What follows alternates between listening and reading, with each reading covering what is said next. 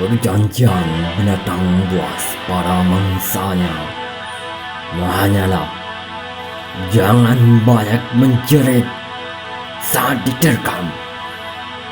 Itulah sebuah perjanjian damai. Perjanjian binatang buas pada mangsanya hanyalah jangan banyak menjerit saat diterkam. Itulah sebuah perjanjian damai.